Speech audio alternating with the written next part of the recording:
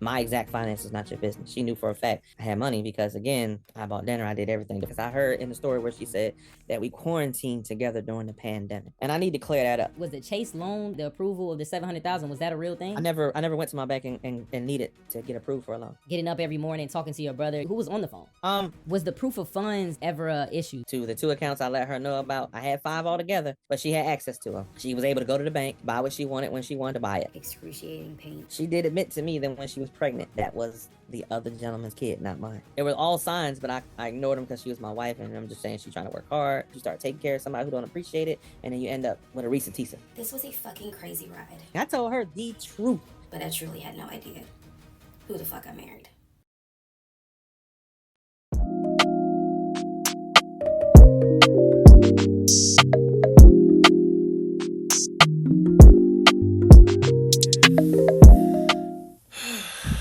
Part 17, who the fuck did I marry?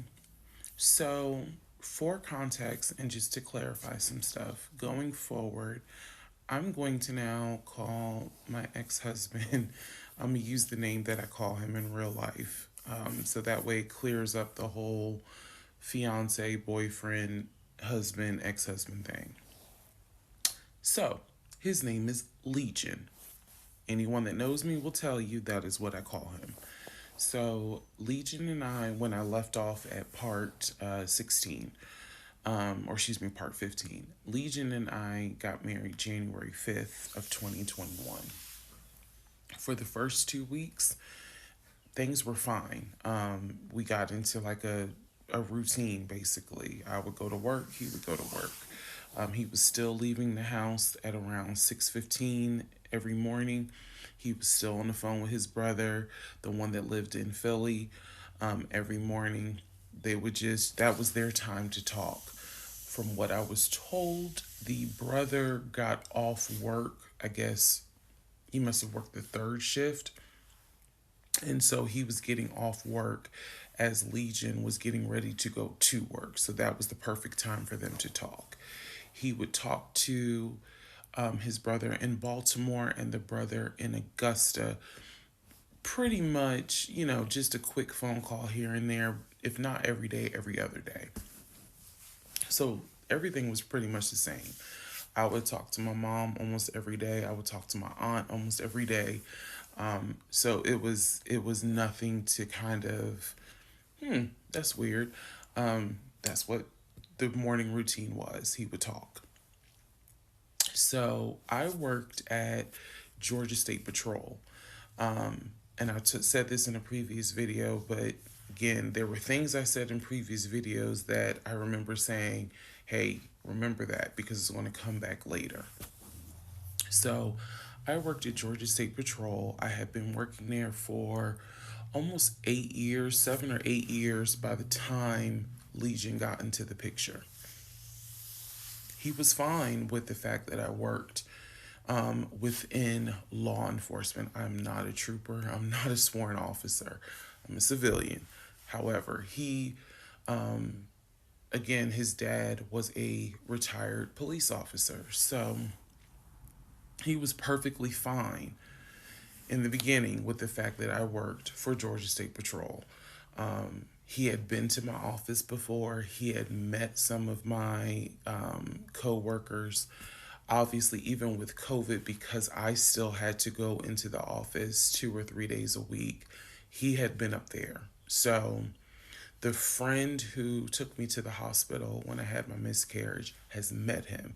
He and I have been to her home with her and her significant other before. So again, even in the world of COVID, when there were little times where you could get together with people, he has met people in my life. He has met my friend, or that particular friend, and he has met some of my coworkers. So when we got married, the first 2 weeks, like I said, was fine. And then it's as if something snapped. Something just changed. What was totally acceptable before, suddenly little comments were made. Why are you wearing that to work? You get off at 3:30, so you'll be home by 5, right? Things that had never happened before. He had never questioned what time I'm gonna be home. Um, Really, he didn't need to question it because when I'm off work, I leave. So it was never a situation of, oh, I'm gonna just sit around at work and just run my mouth because I have nothing to do. Um, and then it turned into, he would call me every day from work, and I'm going to demonstrate how those phone calls went. But he would call me every day from work, and if he even so much as heard a male voice in the background, he would have little comments to make. Who was that? Are they in your office? You know, man, I never know who's around you because it seemed like every time I call you, I have the hiccups, sorry. It seems like every time I call you, there's some man around. And I'm just like, at first I kind of shrugged it off. I laughed it off because it really truly was absurd to me. Um, but then it became a bit more frequent.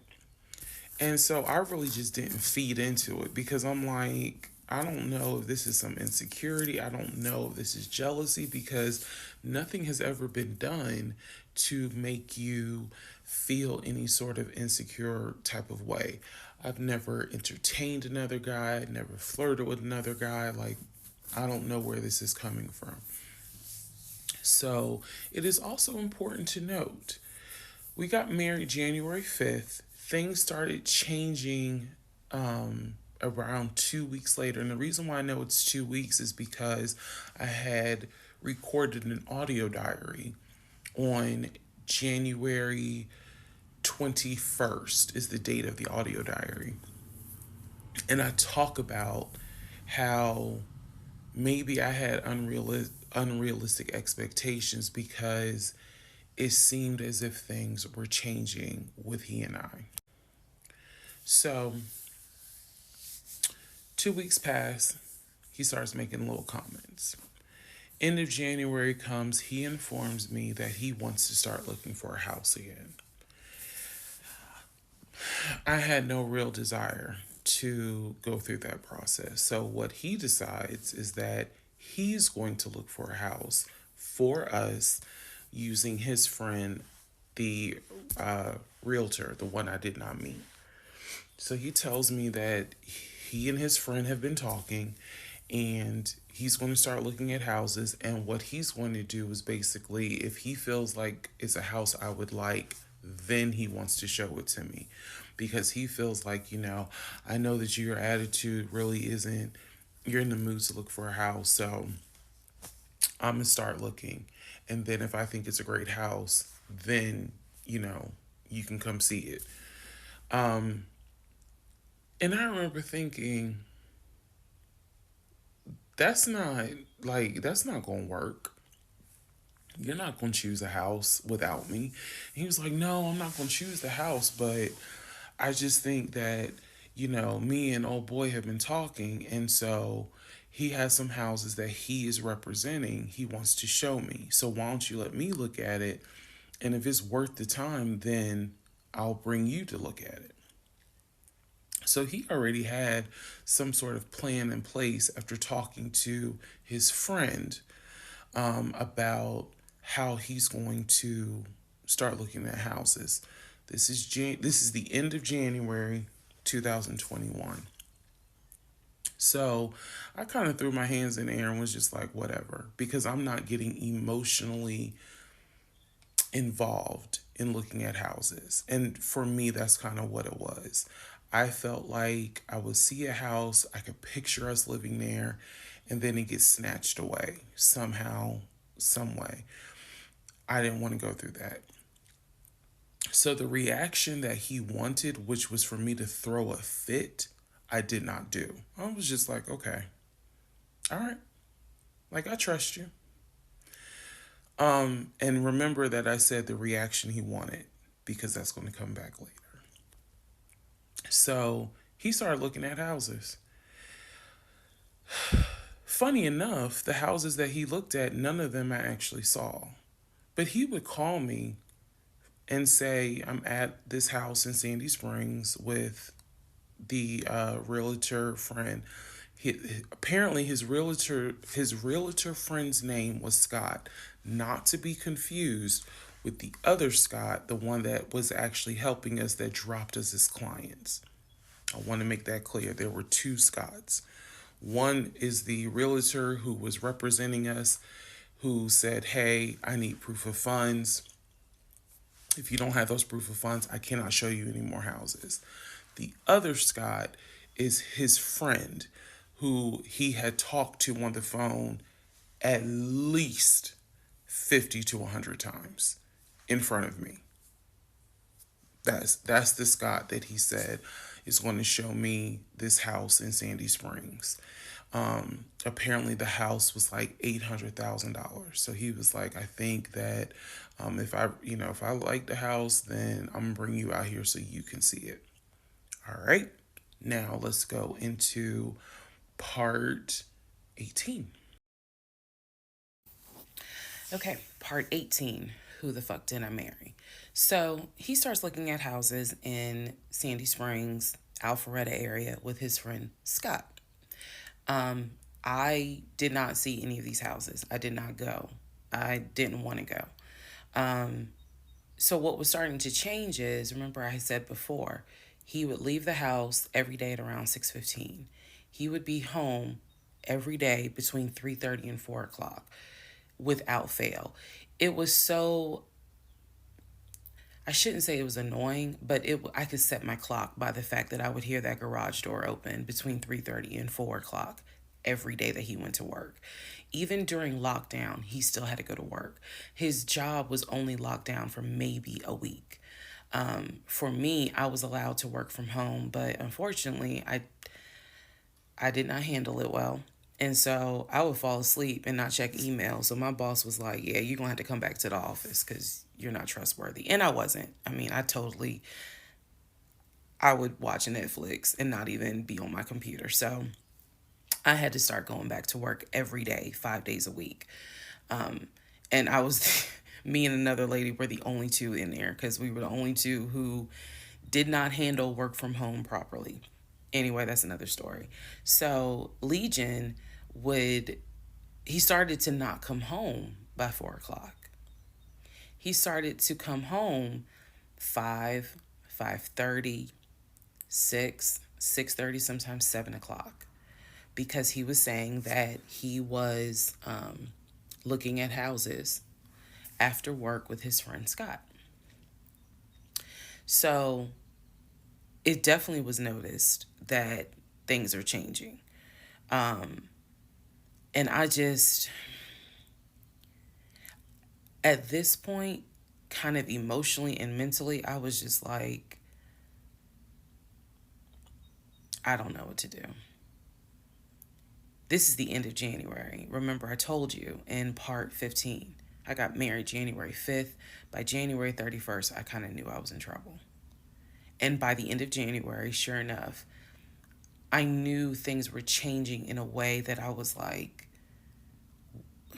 I hate to sound redundant, but what the fuck is going on? So he's still maintaining the story of looking for a house, looking for a house. I had already let him know my lease is up in August. When my lease is up in August, I am moving to Cobb County.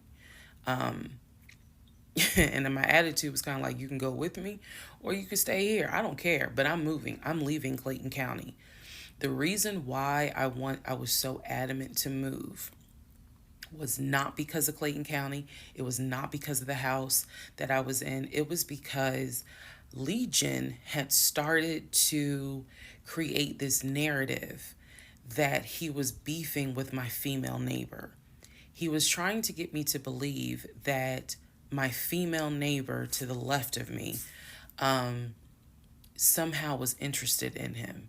And so she would make these little comments and he would come in the house complaining about her and her music and the fact that she had, different men over to the house. It was driving me crazy. And all of this was kind of starting in January. So when I say that, it really seems like we got married January 5th, and then we had 2 weeks of peace, and then something just snapped. I literally mean something just snapped.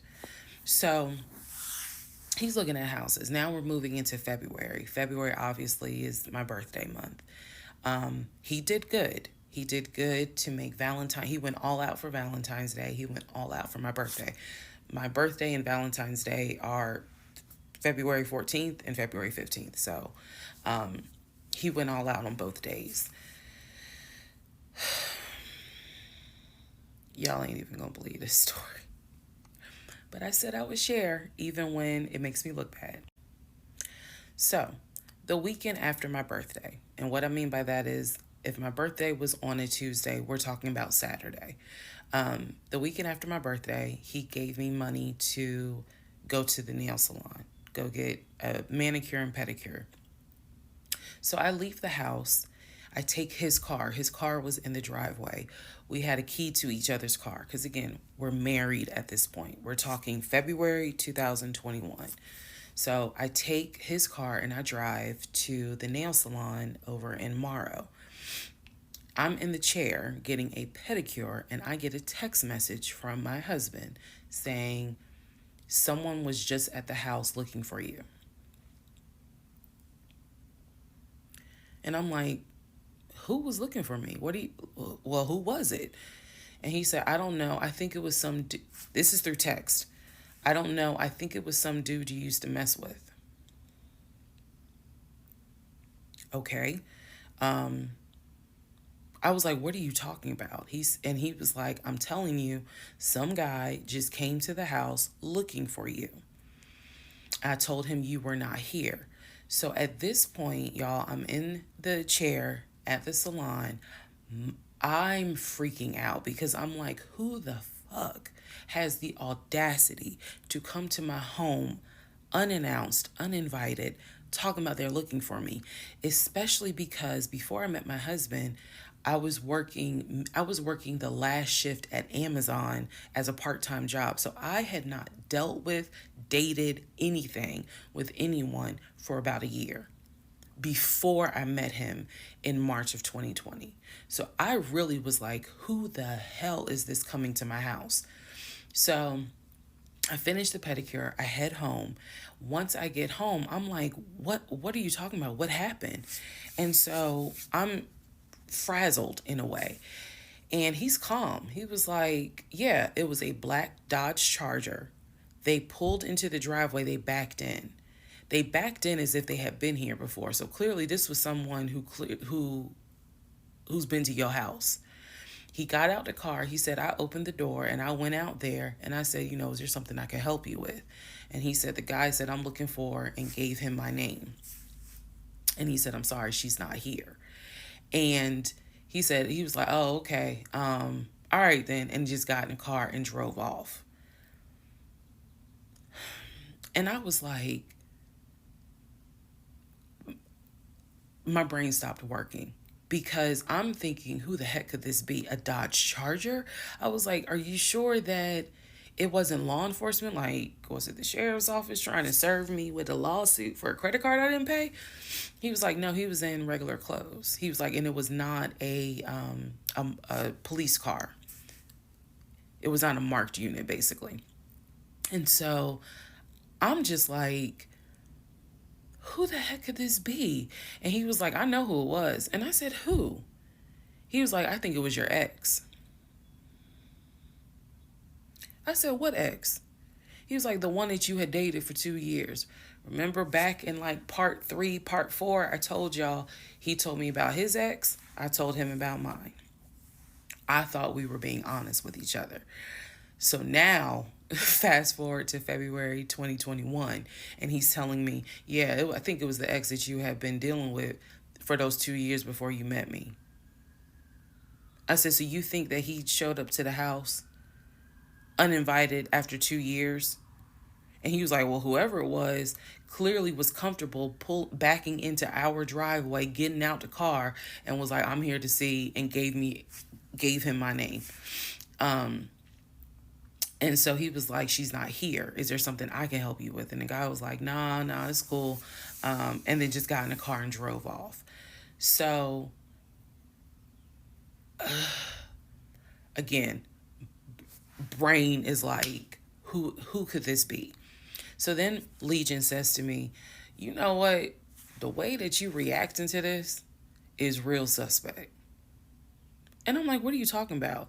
He was like, you over here freaking out. I told you I took care of it. I told you it was fine. And you over here freaking out, which makes me wonder, what have you been up to? Now, okay, part 18. Let's go. Who the fuck did I marry? 19. So he says to me, the way you're acting is real suspect because I told you it was fine. I took care of it. He was like, I ain't even worried about it. He was like, obviously, that nigga didn't know that you now married, that you've moved on. And so now he knows it. But for me, it was the fact that I don't do pop-ups. Don't come to my house unannounced. So if someone has done that, for me, it automatically feels like a violation and it feels like it needs to be addressed. So it was not as simple as, I already took care of it, it's fine, let it go. Nah, we ain't letting nothing go because you don't have my permission to show up to my house. And before this turns into something where I'm going to be on Fox 5 News, I need to address that with you because that is not okay. So he didn't like the reaction I had to the story he told me where someone basically disrespected my home. And he felt like my reaction was really suspect. So what I'm going to get into the little details that he did not know about. So he tells me, again, it was a black Dodge Charger. They backed into the driveway. A gentleman got out of the car and he asked for me by name, and Legion said she's not here. So I asked him, what does the guy look like? And he said, he was like, why does it matter? I said, what the fuck does he look like? So Legion proceeds to give me the most generic description you can give. He was like, well, he was shorter than me. Ex-husband is about 6'3", 6'4". He was shorter than me. He was brown skinned. I said, did he have a hat on his head? Mind you, I understand that before marriage, I was a damn fool. I understand that. But every woman has that moment where you only gonna fool her but for so long. And eventually puzzles start coming together. For me, I felt like moving into marriage, certain things started coming together. So I said to him, did he have a hat on his head? He was like, nah, he ain't wear a hat. So in my mind, I am mentally going down a list of every possible man it could be. And it was only like 4 men. I had been in that house about 3 or 4 years at this point. So I knew all of the people, and I'm talking about from maintenance down to ex-boyfriends. It was a total of like 4 men. So when he said that it was a black Charger, I immediately was like, okay, I know that crosses out one. He said he was shorter than him. All of them were shorter than him. I said, did he have a hat on his head? He said, no, that crossed out one because one in particular was a maintenance guy who always wore a hat on his head because he had like a bruise or something and he was just self-conscious about it. So he always wore a hat. That leaves 2. So I said, was he muscular or was he skinny? So Legion's getting all frustrated. I said, just answer the question. He was like, well, he was kind of in between. And I said, okay. He was in between. I said, so was he light skinned or was he dark skinned? He was like, I told you he was brown skinned. I said, was he my complexion? He said, no, he was brown skinned. That eliminates one. So now there's one left. And yes, the one left would have been the ex that I had dated for 2 years. And so he was like, I know it was your ex. I know it was your ex. And I was like, that don't make no sense because the ex that in my mind, I'm saying this, the ex that I had dated, he and I had no contact with each other. And he was not the type to just pop up at your house. That ain't his style. Not to mention, and I ain't tell Legion this, that man would not be caught dead driving a Dodge Charger. He hated Chargers because he drove it as a patrol car. So I didn't say anything. I just was like, that's weird. So what Legion didn't know is that at the time I had a security system. So I had a security system where anytime the front door, the garage door, or the back door was open, basically any entry point, anytime it was open or closed, it would send me a text message notification. So when he's telling me all this, I'm looking at my phone and I see a notification where the front door was opened and it was shut all within the same minute. So for example, if it says front door open at 1 p.m., front door closed at 1 p.m. So whatever he did was within those 60 seconds. He's telling me the story of the guy got out the car. He opened the door. He went out there, can I help you? And the guy said, I'm looking for, and Legion said, no, she's not here.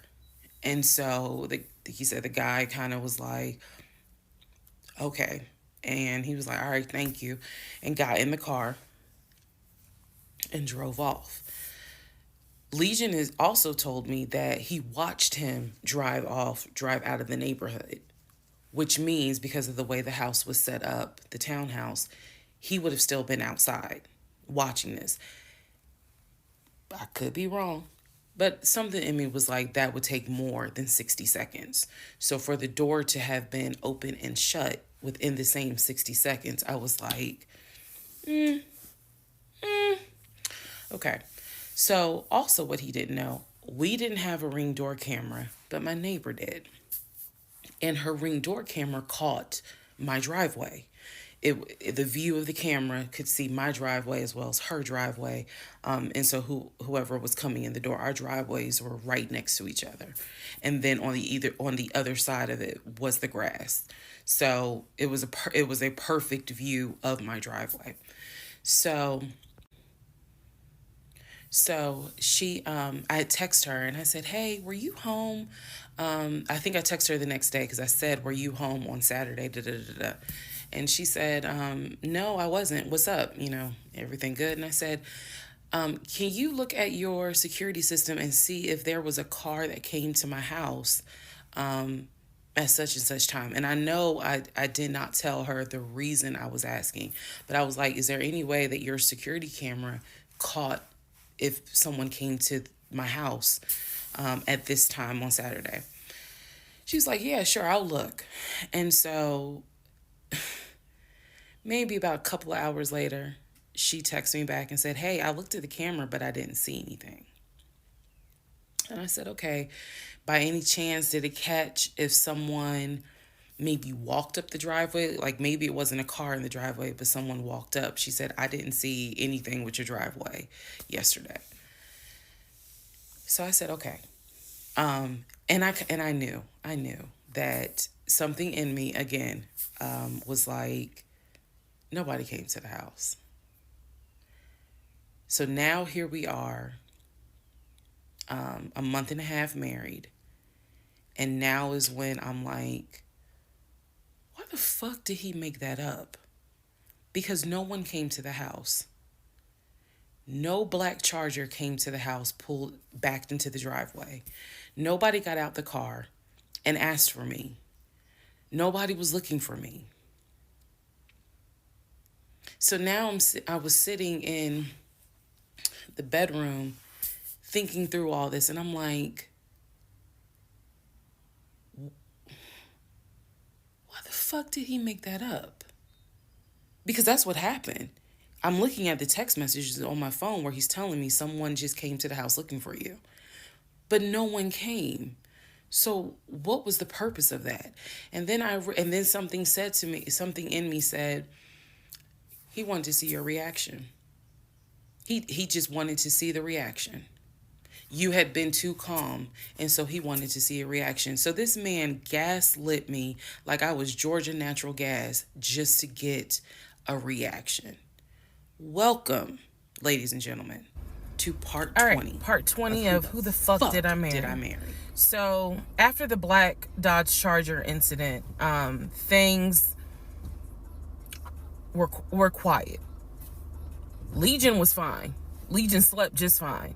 Me, that shit played over in my head for days and days and days. On one hand, I was like, I know nobody came. My head knew nobody came to the house. My heart was like, but maybe he didn't make it up.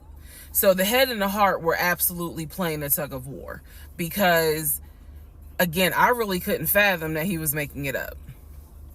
But nevertheless, I filed it in the back of my mind in my little filing cabinet, my mental filing cabinet. So a few weeks later, we go out to eat at this restaurant in Atlanta. It's a burger place, and I'm going to do my best by the time I post this to put the name of the burger place on the screen. So we go to the burger place, eat dinner, everything was fine. As we are leaving, he says to me, did I ever show you where my grandmother is buried? This is the grandmother that passed away from COVID in 2020. And I said, no. I was like, we haven't been over here. And so he was like, let me show you. So he drives us to the cemetery, which is not far from the restaurant. He drives us to the cemetery, goes around and around, and then it comes to like a little hill in the cemetery. And he was like, you see the headstone? The headstone had like the family name on it. And it did not have, for example, John David Doe. It just had Doe. Okay, so there were no dates on it. So it reminded me of just a headstone where it was probably multiple family members buried underneath it. That's what it reminded me of. And so he was like, my grandfather and my grandmother are buried there. I do recall him telling me when the grandmother died in 2020 that she wanted to be buried next to his grandfather. And so we're sitting in the car because we can see the headstone like on top of the hill from the car. And he tells me that that is where his grandmother and grandfather are buried. That the family was able to get her, her wishes were to be buried next to the grandfather. Okay. So as we are leaving, we take a different route home. So we get on the highway. If you're from Atlanta, you'll know what I'm talking about. We get on I-75 North. And we're kind of we're just driving around, to be honest with you.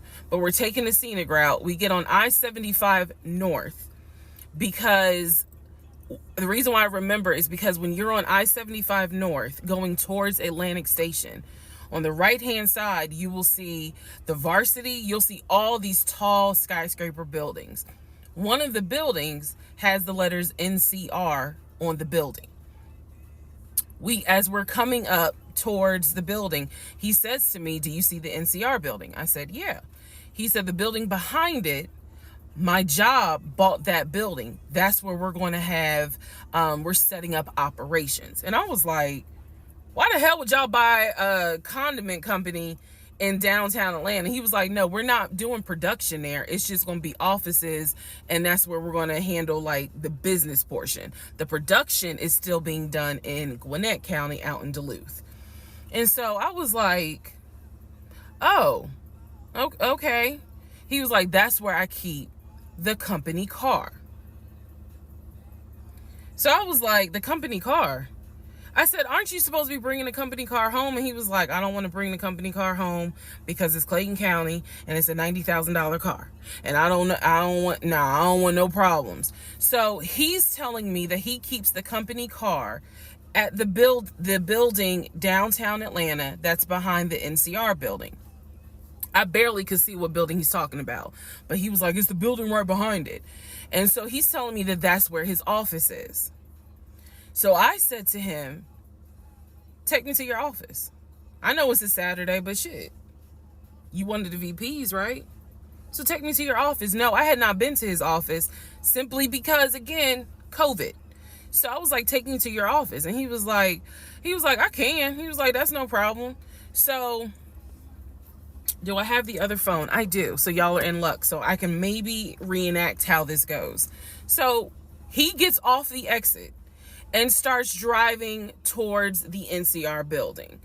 While he's driving towards the NCR building, he always has kept his phone in his left pocket. This is my left hand. So he pulls his phone out and he starts calling.